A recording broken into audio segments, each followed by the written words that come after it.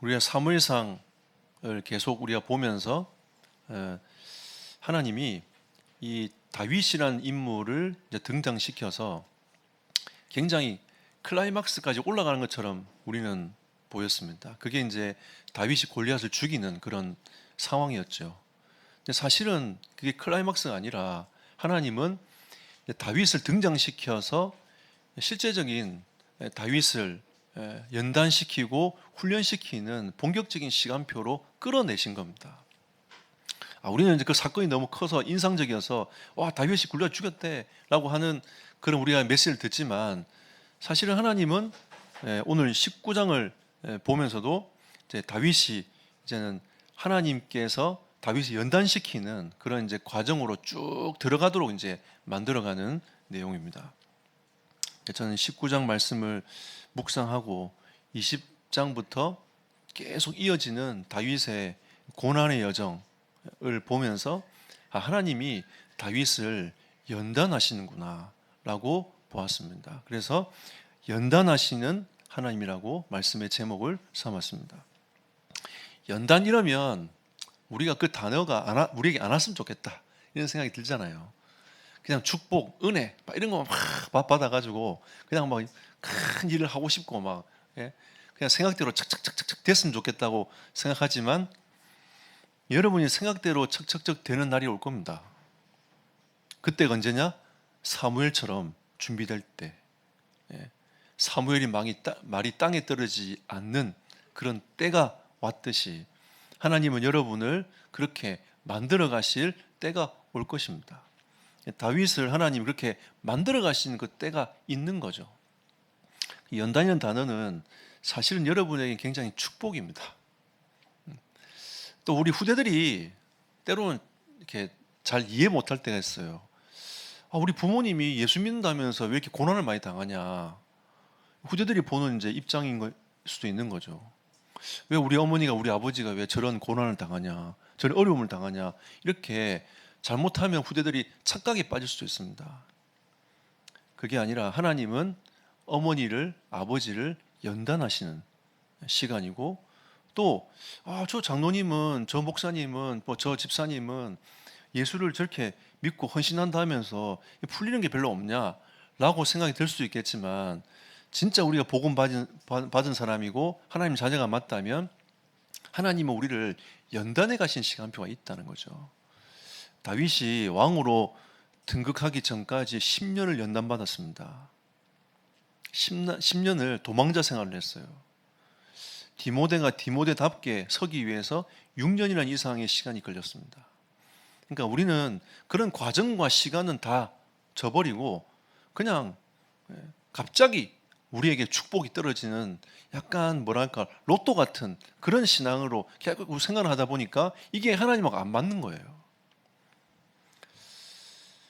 여러분, 만약에 여러분한테 여러분 말을 듣지 않고 일방적으로 말하는 사람이 있다 칩시다.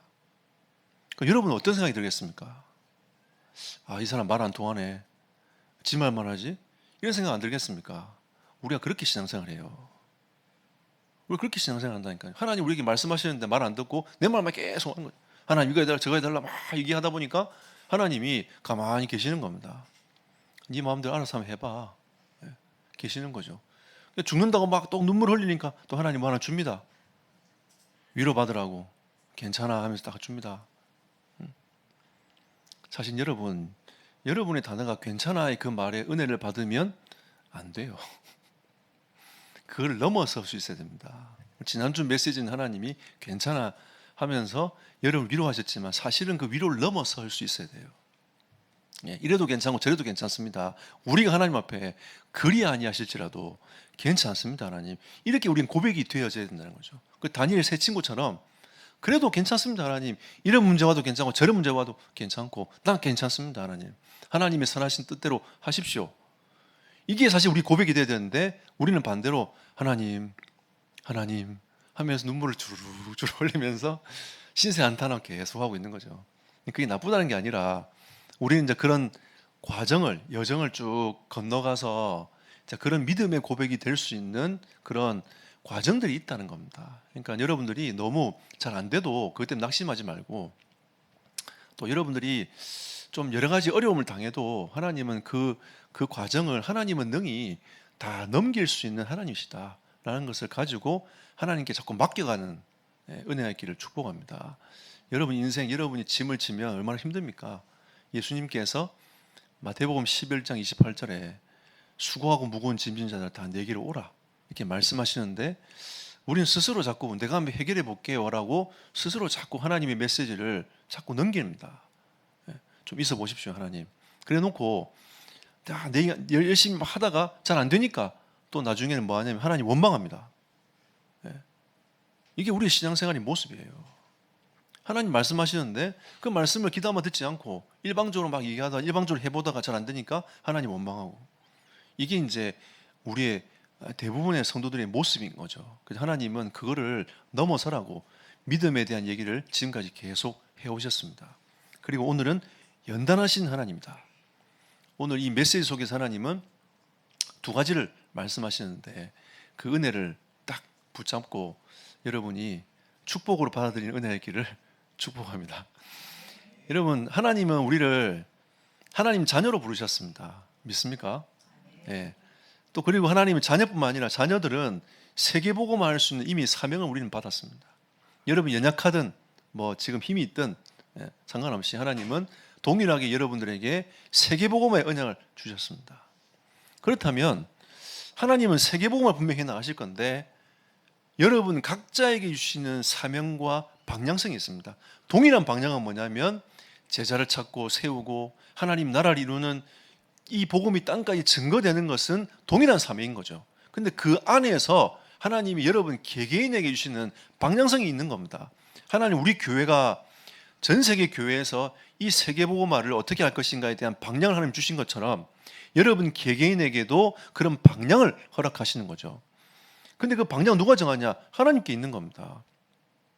토기장이가 토기를 빚는데 귀 쓰는 그릇으로 빚는데 어떻게 쓸 것인가에 대한 부분들은 토기장이가 마음대로 빚는 거 아닙니까? 그죠? 여러분을 귀 쓰는 그릇으로 이미 하나님이 정하셨어요. 세계복음화에 쓸 그릇으로 하나님이 딱 정하신 겁니다. 그런데 이걸 어떤 용도로 쓸 것인가에 대한 부분들은 하나님이 정하신 거 아니겠습니까? 그러니까 뭔가 하나님과 통해야 이게 하나님이 나를 이걸 위해서 준비하셨구나 라고 하는 그게 보이기 시작하는 거고, 그래서 연단이 축복으로 바뀌게 된다는 것입니다. 그래서 오늘 하나님이 이 사무엘상 19장을 통해서는 두 가지를 말씀하시는데 그 첫 번째가 이 연단은 그릇 갱신의 시간표다 라고 하나님이 말씀하시는 겁니다. 그 다윗이 그러면 그릇 갱신이 안 됐단 말입니까? 그렇습니다. 다윗은 조금 뭐가 됐냐면 목동생활 하면서 하나님을 바라보고 영적인 것만 좀 준비됐지. 자기가 돌팔매질 하면서 그거 이제 양 하나 잃어버리지 않는 그것만 딱 준비됐지. 앞으로 다윗은 뭐가 돼야 됩니까? 왕이 된단 말이에요. 이스라엘 나라 전체를 다스릴 왕이 돼야 되기 때문에 왕의 그릇으로 하나님이 갱신을 딱 시켜야 돼요. 목동의 그릇을 가지고는 안 된다는 겁니다. 하나님이 왕의 그릇으로 갱신시키기 위한 그 시간표로 하나님이 몰아넣어 버린 거죠. 여러분, 이 현장의 시간 상황을 가만히 보십시오. 이 다윗이 자기가 가지고 있는 그 생각을 하나님 자꾸 뛰어넘게 현장의 상황들을 계속 보여주십니다. 자, 사무엘상 19장 1절에 사울이 드디어 자기의 속내를 드러냅니다. 이게 현장이에요. 우리가 18장에는 뭐 했습니까? 자기 딸하고 결혼시키면서 다윗을 블레셋 사람에 의하여 죽도록 만들어야 되겠다. 이게 사울의 속내였단 말이에요. 그리고 창을 집어 던졌는데 다윗이 빠르니까 저 피한단 말입니다. 자기 생각에 자기가 창 집어 던질 때 창에 가슴에 꽂혀가지고 벽에 걸리는 게 사울의 생각이었는데 다윗이 다 피한단 말이에요. 그러니까 속마음을 가지고 있다가 우리 딸하고 결혼시켜서 블레셋 사람한테 죽도록 만들어야 되겠다라고 했는데 살아왔어. 사울이 뭐니까 그래서 이제 드디어 사울의 속내를 드러내는 겁니다. 그게 1절이에요. 사울이 그의 아들 요나단과 그의 모든 신하에게 다윗을 죽이라 말하였더니 자기 속내를 드러낸단 말이죠. 다윗이 응답을 안 받았습니까? 어떻게 보면 이스라엘의 구원자잖아요. 이스라엘의 구원자 역할을 했던 인물이 다윗인데도 그럼 사람들이 우리가 일반적으로 생각은 잘하는 사람은 잘하는 대로 쓰도록 해줘야 되는데 이게 참 이스라엘과 우리나라의 공통점이 하나 있어요. 예. 잘난 놈 못 봐. 죽여야 돼. 이게 우리나라에 하고 이스라엘 공통점, 사실 이게 영적 문제거든요. 그러니까 이 사울이 자기보다 더 칭송을 받고 있는 다윗을 못 보겠는 거예요. 죽이려고 마음을 먹고 있는데 그 속내를 이제 드러낸 겁니다. 그럼 다윗 생각은 어떻습니까? 내가 골리앗을 죽였고 하나님 은혜로 죽였고, 그러면 이 다윗의 어떻게 보면 하나님이 이 땅을 구원하셨고 이 은혜를 입은 이스라엘 아닙니까? 또 하나님이 자기를 사용하셔서 그걸 쓰임을 받은 건데, 그러면 오는 게 뭐가 와야 됩니까? 축복이 와야 되고 응답이 와야 되고 이런 많은 이제 그 이후에 이제 응답의 문들이 쫙 열려야 되는데, 그 이후에 계속 사울이 죽이려고 자기를 계속 하는 겁니다. 하나님 말씀하시는 거죠. 이게 현장이다. 이게 현장이라는 거죠. 이게 하나님 메시지입니다. 이걸 하나님 보여주시는 건 이게 현장이라고 보여주는 거죠. 네가 네 생각 속에 갇히지 말라. 우리나라는 여러분 샤머니즘 5,000년, 1,600년 동안 불교, 500년의 유교 역사를 갖고 있습니다. 기독교회가 130년밖에 안 돼요. 기독교 다 짬뽕 돼가지고 유교, 불교, 샤머니즘 싹 짬뽕 돼가지고 사람들이 기독교를 생각하고 있는 겁니다. 그러니까 자기가 딱 들어온 유교 사상이 강하면 유교 사상으로 기독교를 바라보고, 불교 사상이 강했으면 불교 사상으로 바라보고, 샤머니즘 사상이 강하면 상해즘 사상으로 바라보는 겁니다. 그러니까 여러분, 우리는요 예수 그리스도 안에서 다 해방받았어요. 더 이상 어둠의 세상 주관자에게 잡힐 수 있는 존재가 아닙니다. 혹시 그런 일이 일어난다 할지라도 괜찮아요. 뭐가 문제가 됩니까? 하나님이 우리 하나님이신데, 완전한 구원을 이루었는데. 그럼 우리의 생각과 이 다윗의 생각이 어떻게 보면 비슷할 수도 있잖아요. 응답이 왔는데, 그러면 계속 응답이 와야 되는데 왜 나에게 이런 문제와 어려움이 오는가? 라고 생각할 수 있지 않습니까? 하나님이 다윗에게 말씀하시는 겁니다. 세상은 그렇더라고. 자, 8절부터 10절까지 보십시오. 자, 8절도 보면 또 응답받습니다. 전쟁이 다시 있으므로 다윗이 나가서 블레셋 사람들과 싸워 그들을 크게 쳐 죽이매 그들이 그 앞에서 도망하니라. 또 응답받았단 말이죠. 또 응답 이후에 어떤 일이 났습니까? 미갈하고 자기 딸하고 결혼했던 다윗을 데려오라면서 사울이 죽이려고 데려오라고 했어요. 근데 미갈이 어떻게 하죠? 밤에 몰래 달아 내려가지고 다윗을 피신시킵니다. 그래놓고 자기 우상에다가 머리 이상한 뭐 씌워가지고 이렇게 사람 형상으로 해가지고 눕혀놨단 말이에요. 다윗이 아프다니까 다 속고 이제 며칠 동안 왔다 갔다 하면서 속았어요. 응답을 받았는데도 죽음의 위기가 계속 오는 겁니다. 자, 그리고 20절, 24절 다윗이 피신해갖고 사무엘한테 갔어요. 사무엘 갔는데도 이 사울이 전령을 보냅니다. 이 전령 그냥 전령이 아니라 다윗을 죽이려는 전령인 거죠. 첫 번째 보내고 또 막히니까 두 번째 보내고 또 막히니까 세 번째 보내고 나중에 사울이 직접 나서요. 이게 현장이라는 것을 하나님이 이해를 시키는 겁니다. 여러분 수준을 이 현장이 이해하면 안 됩니다. 네가 어떻게 그럴 수 있냐면서. 그럴 수 있어요. 사울이 그럴 수 있었습니다. 잡히니까, 귀신에게 잡히니까, 사단에게 잡히니까 그런 행동을 하게 되는 겁니다.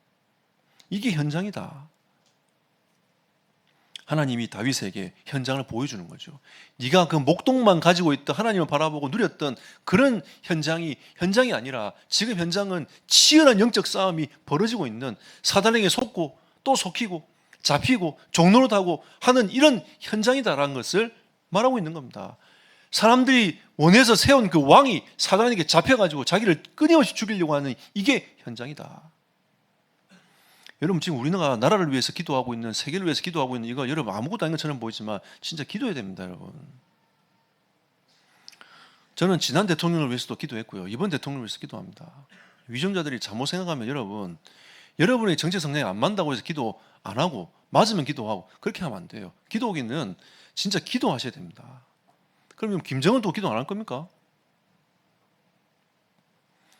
귀신이 잡혀버리면 여러분 어떻게 됩니까? 우리가 그동안 싸우고 누려왔던 모든 것이 다 끝나요. 우리나라는. 우리가 지금 누리고 있는 이 흐름이 영원할 거라 생각하지만 저기서 미사일 몇 개 쏘면 끝나요, 여러분. 핵 하나 쏘면 어떻게 됩니까? 그냥 우리나라가 쑥대밭 된다니까요. 그럼 지금 우리가 지금 공을 들이고 하고 있는 모든 것이 다 그냥 다 숲으로 돌아가 버립니다. 여러분, 그래서 하나님이 현장을 보여주시는 거예요. 기도하라고. 세계 현장을 두고 기도하라고 보여주는 거 아닙니까? 인도네시아 선교사님 그런 얘기 하더라고요. 이 인도네시아에 보면 그 무슬림들은 라마단 기간이 있어요. 그래서 뭐 하냐면 다 메카를 향해 기도하고 그 집중하는 기간입니다. 그 집중할 때 있잖아요. 사단이 얼마나 역사하냐면 성도들도 거기에서 영향을 받는데요. 평상시는 다 괜찮답니다. 괜찮은데 그 라마단 기간만 되면 성도들이 자기한테 대든대요. 진짜 그 얘기 듣는데 그럴 수 있다. 그게 현장. 그럼 그분들은 대들고 싶어 대들겠습니까? 아니죠. 모든 무슬림들이 다 절하고 귀신 충만하게 역사하니까 그 사단이 충만하게 역사하는 겁니다. 여러분 진짜 기도하셔야 됩니다. 그냥 대충 그냥 쓱 지나가면 안 돼요. 하나님 이렇게 현장을 이해하라고 하는 거죠. 우리가 기도하는 그 시간이 그릇 갱신의 시간인 거예요. 우리가 세계를 품는 시간인 겁니다. 하나님의 마음을 품는 시간이라니까요. 그래서 하나님은 이 갱신의 시간표를 왜 주셨냐? 하나님은 세 가지 의미가 있는 겁니다. 왕의 자리의 무게가 얼마나 큽니까? 여러분 직분자, 중직자 되는 그 무게도 크지 않습니까? 그죠? 제가 목회자 된 이 무게도 큽니다. 하나님이 그냥 넘기게 하지 않는 거죠. 그래서 목회자는 목회자대로, 중직자는 중직자대로, 렘넌트는 렘넌트대로 하나님께서 훈련을 시켜서 하나님은 그 여러분을 진짜 세계복음화의 그 자리에 쓰이게 하기 위한 그 길을 걸어가도록 하나님 만들어가는 겁니다. 또 후대들이 착각한 게 있어요. 우리 집은 왜 이러냐? 그게 축복의 현장입니다. 응답의 시간표인 거죠. 혹시 어른들 중에서도 우리 집안이 어려워가지고 내가 이렇게밖에 못 살았다면서 그 생각을 버려야 돼. 하나님이 우리에게 가장 좋은 가정을 주셨고 가장 좋은 집안을 주셨고 가장 좋은 흐름을 주셨습니다. 이게 진짜 이런 복음으로 딱 바뀌면요, 그게 무한대로 하나님이 쓰시는 도구가 되는 겁니다. 근데 우리는 그 생각이 갇혀가지고 늘 믿음에 고백하지 못하고 거기 갇혀 살아요. 1년 지나고 2년 지나고 3년 지나고 돌아보면 10년 지나고. 그럼 우리는 뭐 어떤 생각하냐? 내 인생은 왜 이런가? 이라고 지나가 버립니다. 하나님 그렇게 후회하지 말라고 믿음의 메시지를 수주간 동안에 계속 말씀하셨어요. 그래서 하나님은 다윗에게 이 왕의 자리에 무게가 있으니까 너는 그 그릇 갖고 안 된다. 그래서 하나님이 연단의 길로 인도해 가시는 겁니다. 여러분이 고통이 좀 심하면 그릇이 크다 생각하십시오. 네. 그릇이 크구나. 내 그릇이 쪽박이 아니구나. 하나님이 큰 그릇으로 나를 인도해 가시는구나. 할렐루야 하면서 하나님께 딱 맡기십시오. 그리고 사울 왕은 오직 그리스도가 안 됐어요. 근데 하나님은 다윗은 오직 그리스도가 되기를 원하시는 겁니다. 여러분이 의지하고 있는, 남모르게 의지하고 있는, 하나님보다 의지하고 있는 수많은 것들이 있을 겁니다. 하나님은 그거를 연단 과정에서 하나씩 빼나갈 거예요. 그게 축복의 과정입니다. 하나씩 빼나가요. 하나님보다 앞서 있는 거 있잖아요. 하나님 그거 싹 다 빼나갑니다. 네.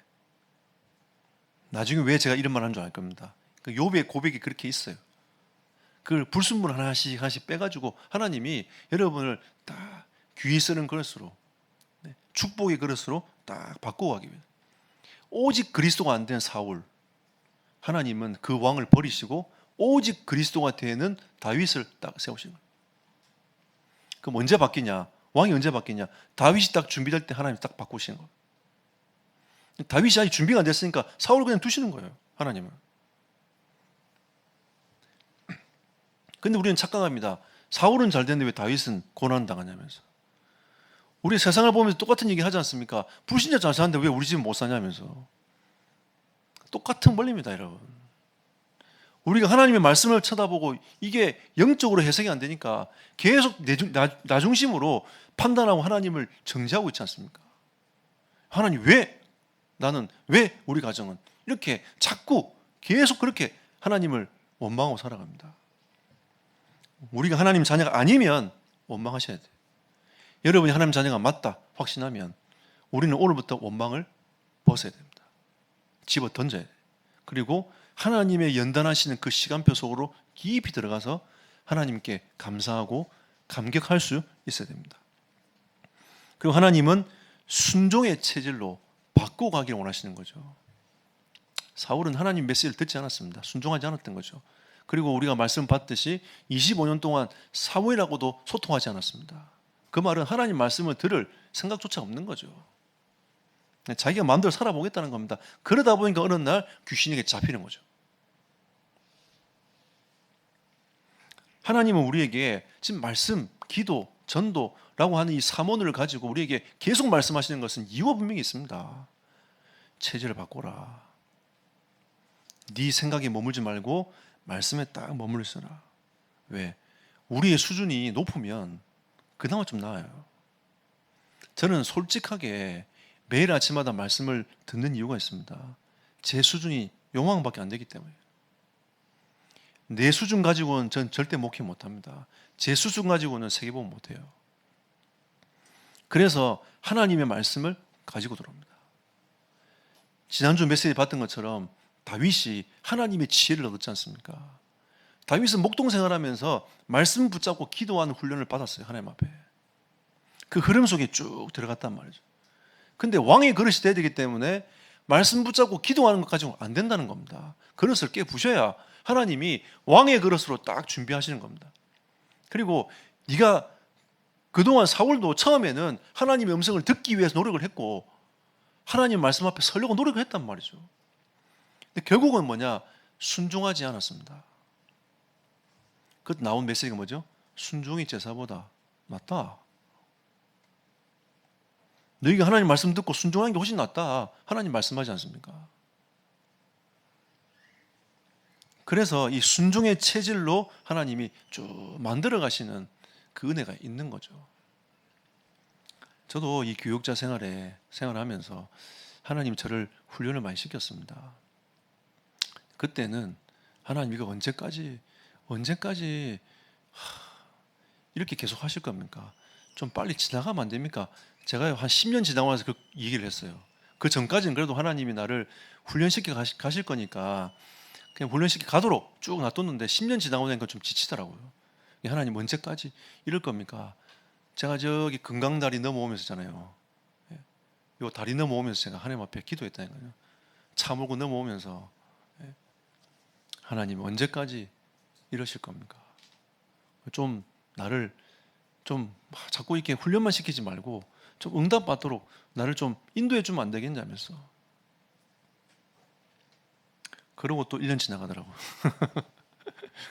하나님 빨리 이렇게 응답하지 않더라고요. 왜냐하면 그러니까 하나님이 나라는 인생을 쓰시기 위해서 그 연단의 길로 인도해 가지고 계속 그쪽으로 자꾸 집어넣더라고요.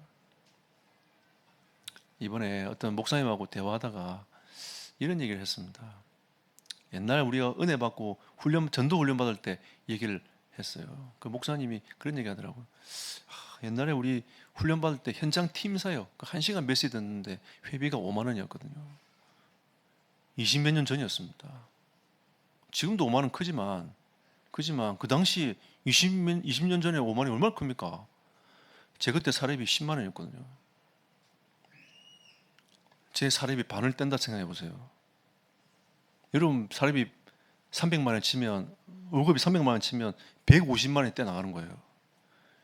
이해가 쉽겠죠? 10만에서 5만 원 아무거나 그냥 떼보면 되는데 여러분 300만 원에서 150만 뗀다 생각해 보니까요. 쉬운 게 아닌 거죠. 나도 먹고 살아야 되는데 겨우 이제 10만 원 받기 시작했는데 5만 원 떼라니까 갈등이 오더라고요. 제 그릇이 갈등이었어요. 하나님이 그 그릇을 깨기 위해서 갈등을 시킨 겁니다. 제가 그걸 뛰어넘었습니다. 그때는 에라 모르겠다 하면서 그냥 가보자고 딱 드렸거든요. 근데 그게 하나님이 저의 그릇을 뛰어넘게 하는 시간표였어요. 우리에게는 이런 것들이 참 많이 옵니다. 제가 한 예를 들어서 얘기했지만 이런 부분들이 많이 와요.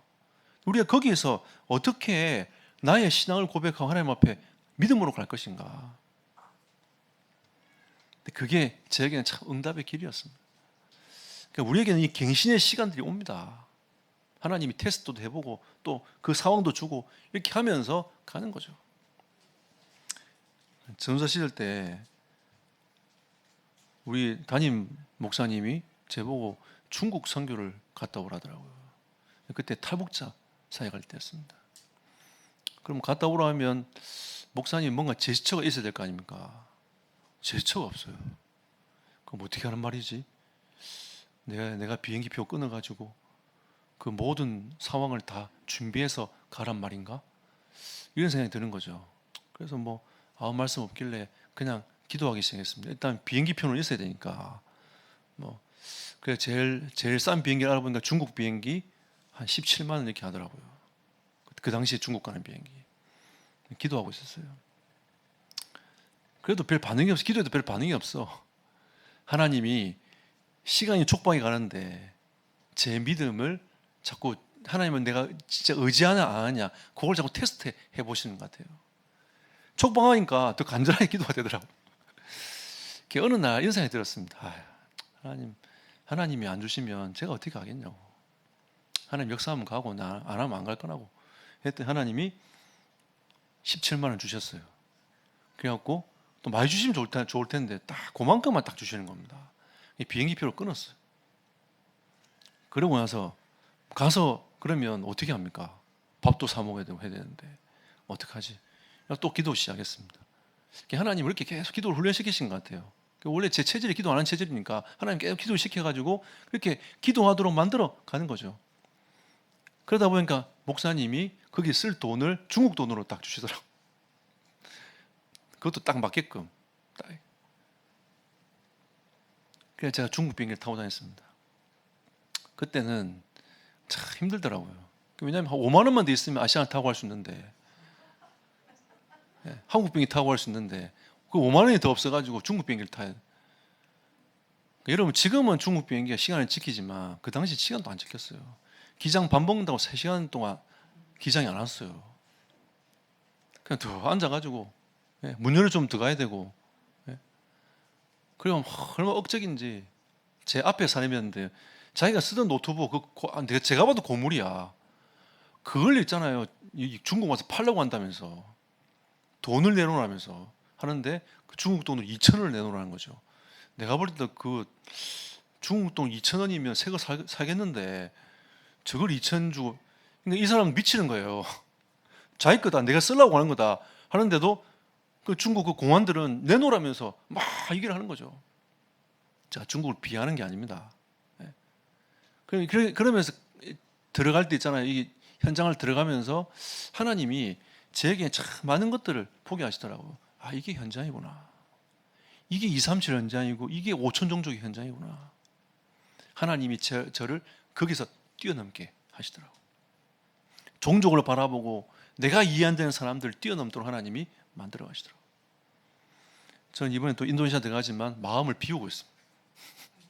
어떤 일이 벌어질지 모르니까 마음을 딱 비우고 있어요. 하나님 우리를 순종의 체질로 만들어가기 위한 하나님의 시간표가 있다. 두 번째 이유는 하나님이 주신 미션을 수행하는 겁니다. 메시지를 받는 거죠. 그러면 하나님이 이 다윗에게 어떤 메시지를 전달하고자 하시는가? 그 전에 하나님은 다윗이 이런 메시지 저런 메시지 전에 하나님과 영적 관계가 지속되기를 원하셨던 거죠. 그래서 하나님은 여호와의 신에 충만하기를 원하셨습니다. 이런 문제, 응답, 저런 고난이 와도 하나님은 이 다윗이 늘 하나님과 소통하면서 영적인 소통이 되어지는 사람으로 하나님이 세우기를 원하셨던 거죠. 여러분, 임마누엘 하면 하나님이 역사하세요. 여러분이 그 문제 해결하려고 하면 힘듭니다. 그냥 임마누엘 하고 계세요. 주여 하고 있으면 하나님이 그 문제 싹 정리합니다. 그게 함께하는 응답 아닙니까? 자, 보십시오. 19장 8절에 하나님이 전쟁에 나갔는데 응답받도록 다윗을 인도하지 않습니까? 다윗이 위기가 왔는데 요나단과 미가를 하나님이 붙여가지고 다윗을 위기에서 넘기도록 하지 않습니까? 참 재밌는 건 뭔지 아세요? 사울은 자기를 죽이려고 하는데 사울의 아들 요나단은 자기하고 완전히 영원히 통하는 자가 되었고, 자기 딸은 다윗을 너무 사랑해가지고 다윗의 아내가 됐어요. 너무 재밌지 않습니까, 여러분? 사울은 자기를 죽이려고 하는데 하나님은 요나단과 미가를 붙여가지고 다윗을 딱 보호하도록 만듭니다. 그럼 나중에 또 안 되니까 사울이 더 악랄하게 막 하니까 하나님이 직접 나서가지고 성령이 역사하시도록 그렇게 만들어 버립니다. 첫 번째, 두 번째, 세 번째 살수를 보내도 하나님이 딱 막아가지고 사울까지 나중에 갔는데 사울까지 성령에 딱 사로잡혀가지고 하나님이 그걸 딱 막으시는 내용이 나오지 않습니까? 그러니까 여러분이 임마누엘만 누리면 됩니다. 하나님이 싹 정리하세요. 자, 그리고 여호와가 다스리는 나라가 되어라 라고 하나님이 첫 번째 메시지를 던지시는 거죠. 사울이 그동안 여호와가 다스리는 나라가 아니었잖아요. 너는 여호와가 다스리는 나라가 되도록 만들어라. 이게 하나님이 주시는 첫 번째 메시지였어요. 두 번째는 성전을 짓는 거였습니다. 왜? 하나님을 온전히 예배하고 성전을 회복하는 것이 다윗이 받은 메시지였어요. 그래서 하나님은 이 역대상에 보면 뭐라고 말씀하시냐면 너는 성전을 지을 수 없어 얘기합니다. 왜냐하면 너는 피를 많이 묻혔기 때문에 성전을 지을 수 없다. 그래서 너는 성전 짓기를 준비하고 너의 자녀에게 이걸 전달하라고. 그래서 이 다윗이 성전을 지을 설계도 딱 준비해 놓고 그 성전을 지을 예물 싹 다 준비해 놓고 그리고 솔로몬에게 이걸 딱 전달합니다. 그게 역대상에 나와요. 28장에. 그러니까 이런 이 하나님께서 그 메시지를 전달하시는 거죠. 그럼 마지막 세 번째 메시지는 뭐냐? 너는 앞으로 너의 가문을 통해서 너를 통해서 메시아가 날 것이다. 여러분, 결국은 하나님의 메시지 이겁니다. 수많은 왕이 있지만, 수많은 선지자가 있지만, 수많은 제사장이 있지만 그들은 온전히 인간을 구원할 수 없어요. 그래서 온전히 우리 인생을 구원할 수 있는 그리스도가 오셔야 된다는 겁니다. 그 그리스도가 누굴 통해서 오시는 겁니까? 다윗의 계보를 통해서 오시는 거죠. 아브라함과 다윗의 자손의 계보라. 이게 마태복음 1장 1절입니다. 하나님은 이 영적인 언약의 계보가 이어져야 되기 때문에 다윗을 선택하셨고 다윗을 통하여 역사에 가신 겁니다. 이게 다윗에게 주신 메시지입니다. 하나님이 연단의 길을 가게 하신 이유가 그릇 갱신의 시간표를 주시기 위해서고, 또한 하나님의 메시지가 전달되어서 그 메시지가 이루어지기 위한 것입니다. 여러분 잘 보세요. 고난이 오고 어려움이 와도 있잖아요. 하나님의 말씀은 반드시 성취됩니다. 다윗이 아무리 연단을 받고 그 고난의 길이 있어도 하나님 말씀 반드시 성취돼요. 그게 키입니다. 근데 사람은 그걸 못 봐. 조급한 거죠. 여러분 가만히 서가지고 하나님의 진짜 하신 것들 보십시오. 성격 급하신 성도님들 기다리십시오, 여러분. 조용히 가만히, 그 말은 가만히 있을 말이 아니라 말씀을 가만히 생각해보고 기다리면 보입니다. 무속이란 단차대가 돼요. 여러분 진짜 말씀을 딱 붙잡고 딱 보면 싹 다 보입니다. 하나님의 성령은요, 여러분 귀신 같은 하나님 아닙니다. 여러분의 길을 정확하고 명확하게 보이시는 하나님이십니다. 자, 결론 맺겠습니다. 우리는 이 연단을 축복으로 바꿔야 돼요. 여러분이 지금 가는 그 길을 축복으로 싹 다 바꿔야 됩니다. 생각 자체를 먼저 바꿔야 돼요. 자, 다윗이 10년 동안 도피 생활을 했다고 했습니다. 근데 거기서 응답받은 게 뭐냐? 시편 73편.